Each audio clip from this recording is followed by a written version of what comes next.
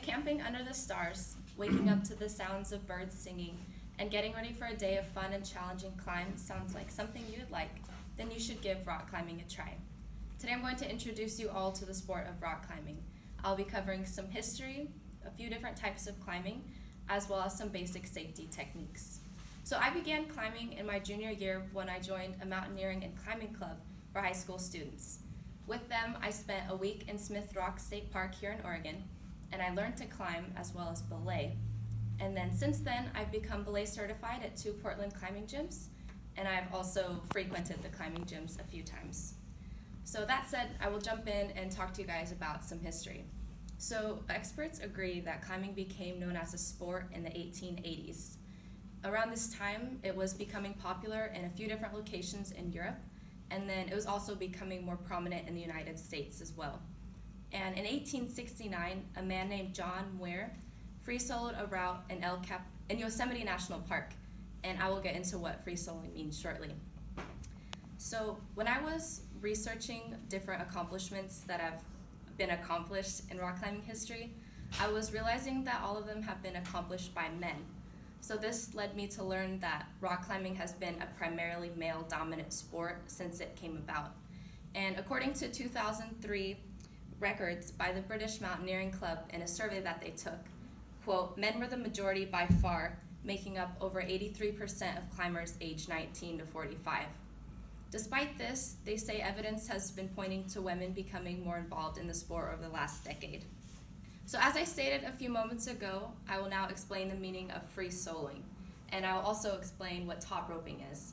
So free soloing is when, it's similar to bouldering in the sense that the climber doesn't have a harness on or a rope to keep them safe and attached to the wall. Free soloing is like when people climb really long routes, and oftentimes the routes are so long that they have to camp alongside of the rock wall in something called a bivouac. And although free soloing is the most risky type of climbing, a lot of people still do it. So in June 2017, just this last year, a man named Alex Honnold free soloed a route in El Capitan in Yosemite National Park. Most people take multiple days to climb this route, and so they set up the bivouacs, but Alex climbed this in a few minutes under 4 hours. And even more impressive, this route was rated a 512D. And so with climbing, except for bouldering, routes are rated on a scale of 5 to 515, and once they hit 510, they're also given letters A through D to rate them even more.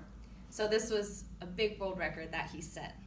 So now my favorite type of climbing is top roping, and this is because I like climbing tall routes, and I like being attached to a rope on my harness so that I feel safe. And it makes me feel safe. But yes, so another nice thing about top roping is if you want to take a break and re-chalk your hands because they're sweaty, or you just want to shake out your fingertips, you can look down to your belayer and you'll yell take, and saying take means please take up my slack so that I can rest. So now that you know a little bit about different types of climbing, I'll explain some safety procedures. So when getting ready to climb, you should make sure that there are no kinks in your rope and that there are no knots except a stopper knot at the end of the rope on the belayer side so that the rope doesn't slip through and then the climber will fall. And then you should also have your harness on tightly and on properly. And then if you're climbing outdoors, have a helmet so that rocks won't fall on your head, or if you fall, you won't hit your head on the rock wall. And then when you're tying in, you can tie in as the climber or the belayer. And the climber has a few different knots they can choose from. It's basically just personal preference.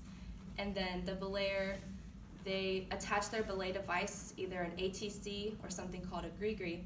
They attach it to the rope and then onto a locking carabiner and then onto their belay loop on their harness. And then, so the belay device is used for controlling the rope. So the belayer can give the climber slack or take up the slack in their rope. And then if the climber's falling, they'll take their hand and pull it down on the rope so that the rope won't feed through the belay device and the climber will stop falling. So after that, the climber and the belayer will do safety checks and they will check each other. The climber will make sure the belayer's carabiner is locked and that the belay device is attached properly. And the belayer will make sure the climber's harness is on correctly and that their knot is correct and not going to become unknotted, I guess. And Actually, according to climbing.com, quote, not double checking your belay and knots is number 1 on a list of 50 most common climbing mistakes. So after you've checked that, you and your partner will go through a series of phrases. So the climber will ask their belayer, am I on belay? And the belayer will say, yes, your belay is on. And then the climber will ask, climbing? And if the belayer is ready for the climber to climb, they will take up the slack in the rope and say, climb on. And then the climber begins their ascent. So again, this was just a brief overview of some safety procedures. I would like to conclude my speech by doing a quick recap of what I've talked about. So I discussed the history of climbing and how it began in the 1880s, and about how the man John Muir free soloed a route in Yosemite National Park in 1869. I discussed Alex Honnold and his big accomplishment this last year, and I talked about some different climbing styles like top roping, bouldering, and free soloing, as well as some important safety techniques. So now that you've been introduced to rock climbing, I encourage you all to give it a try. There are some rock gyms within about 5 miles from campus here. I want to close with a quote that I found by an anonymous author that reads, "You can't fall if you don't climb, but there is no joy in living your whole life on the ground." Thank you.